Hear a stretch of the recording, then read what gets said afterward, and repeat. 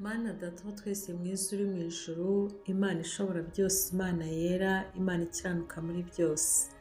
Ndagushimiye cyane Mana ko ndaho kandi ko ndi amahoro, ndagushimiye ko wandinze ukarinda ubugingo bwanjye neza. Ngushimiye cyane kandi ko warinze abera bose bo mu isi nabo bakaba bari amahoro, icyubahiro ni icyawe Mwami. Nshishijwe bugufi cyane ahangaha ku ntebe y'ibirenge byawe, mbabarira ibyaha byanjye byose, umbabarire ibicumuro, unyemerere gusoma iri jambo ryawe ryera ryanditswe muri iki gitabo cy'ibyakozwe n'intumwa, mpereye ku gice cya mbere umurongo wa mbere kugera ku murongo wa 14. Mwami Imana ishobora byose, unyemerera aka kanya kambera akanya k'umugisha, akanya k'umumaro, kandi buri muntu wese uzagera kuri iri jambo akaritega amatwi akaryumva, musabiye umugisha ku Mana. Imana itanga umugisha izamuha umugisha, Imana izamugirire neza, kandi Imana izamusubizemo imbaraga, imwongeremo ibyiringiro, yongere kwizera no kwiringira ijambo ryawe rikomeye kandi ryera. Ndagushimiye cyane rero ko ubyumvise, ndagushimiye cyane kandi yuko ubiremye, icyubahiro kibi cyawe uhereye none ukageza iteka ryose. Amen. Tugiye gusoma iki gitabo cy'ibyakozwe n'intumwa, igice cya mbere umurongo waho wa mbere. Hari umutwe w'amagambo uvuga ngo Yesu azamurwa mu ijuru, abigishwa basubira i Yerusalemu.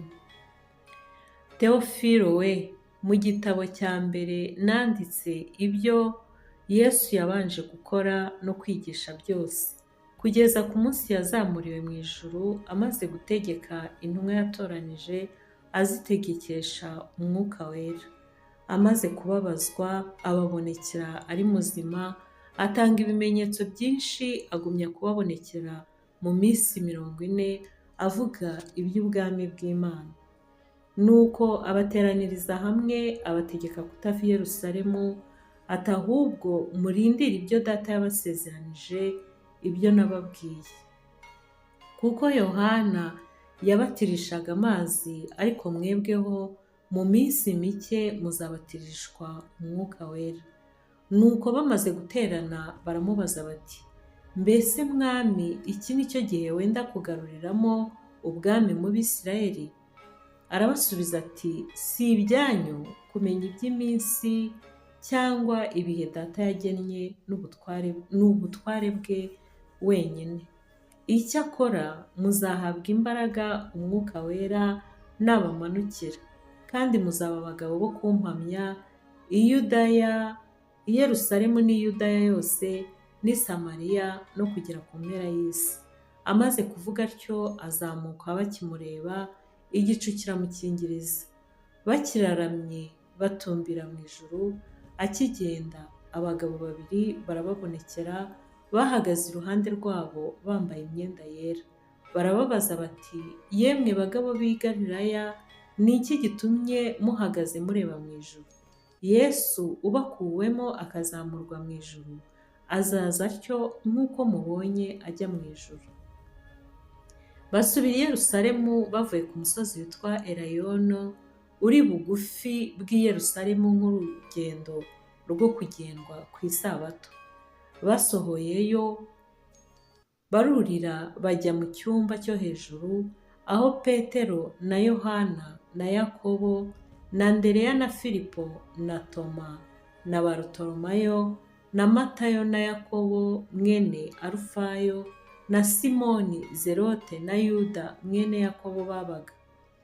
Abo bose hamwe n'abagore na Mariya nyina wa Yesu na bene se bakomezaga gusengana umutima uhuye. Iri ni ijambo ry'Imana. Muri iki gice cya mbere kuva ku murongo waho wa mbere kugera ku murongo wa 14, baratubwira uburyo Yesu yasubiye mu ijuru. Tuzi neza yuko yaje mu isi yambaye umubiri, amara imyaka itarenze 33 yigisha kandi akora imirimo n'ibitangaza. Imana ishimwe cyane yaduhaye kumumenya, Imana ishimwe cyane kandi yamuduhaye ikamuduhana n'ibindi byose. Nuko ngo amaze kubabazwa rero, amaze gupfa urupfu rubabaje, arazuka ku munsi wa 3, kandi azuka ari muzima, arongera yiyereka abigishwa be bari basigaye mu gahinda gakomeye cyane bamaze kumubura, kandi bari bamaze kubona n'ibimenyetso bihamya neza yuko Yesu yari umwana w'Imana. Amaze kuzuka arabiyereka, atangira ngo no gukora ibindi bimenyetso byinshi, agumya no kubabonekera mu minsi 40, akomeza no kuvuga iby'ubwami bw'Imana. Hanyuma rero abateraniriza hamwe, arabigisha, arabategeka, ababwira yuko batagomba kuva i Yerusalemu, batagomba kuva mu byo bamenye, batagomba kuva mu byiringirwa rwose. Arababwira ati mugume i Yerusalemu, mutegerereze aho i Yerusalemu, murindire ibyo data yamubwiye, ibyo data yabasezeranije, igihe bari batangiye kumubaza ngo ese mwami, ubwo wongeye kugaruka, iki ni cyo gihe ugiye kongera kugarurira ubwami mu Bisirayeli? Yesu arababwira ati ntabwo ari ngombwa, ibyo ntabwo bibareba, si ngombwa ko ibyo ngibyo mubimenya kuko ni ibya data, niwe ubizi, niwe ugomba kumenya iby'iminsi ye n'iby'ibihe bye. Arababwira ati mwebwe ntacyo mugomba kubimenyaho. Arababwira ati ahubwo icyo mbabwiye cyo ni uko nzaboherereza umwuka wera ningerayo, kandi uwo mwuka wera naza azababatiza. Yohane we yabatizaga n'amazi, ariko mwebweho noneho ubu ntabwo muzabatizwa n'amazi, ahubwo muzabatizwa mu mwuka wera. Haleluya! Abigishwa be nuko bakomeza kumva banezerewe kubera ko bari bakomeje kumubona.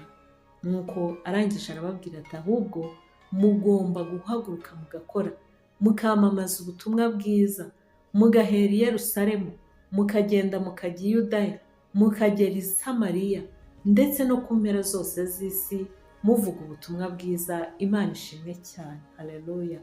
Imana ishimwe. Ubutumwa bwiza bwa Yesu Kristo bukomeje kwamamara hirya no hino ku isi. Abera bo mu isi bakomeje kubwumva, abakijijwe n'abadakijijwe bakomeje kumva izina rye kandi bagahindukira bagakizwa. Imana ishimwe kuko ariwo mugambi Yesu yari afite. Nubwo bwose Satani agikomeje gufata abana b'Imana akabagumana, ariko uko bwije n'uko bukeye hari ababohoka, hari abakurwa mu maboko ya Satani bakongera bakabohorwa. Nuko ngo amaze kubabwira ayo magambo rero azamurwa mu ijuru.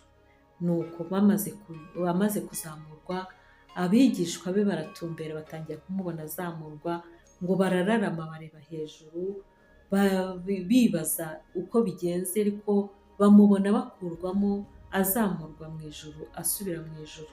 Nuko mu kanya rero bari bakiraramye, bakirangaye, bakiri kwitegereza bareba, abagabo 2 ngo bambaye imyenda y'umweru barababonekera, babahagarara iruhande, barababaza bati yemwe bagabo b'i Galilaya, ni iki gitumye muhagaze mureba mu ijuru?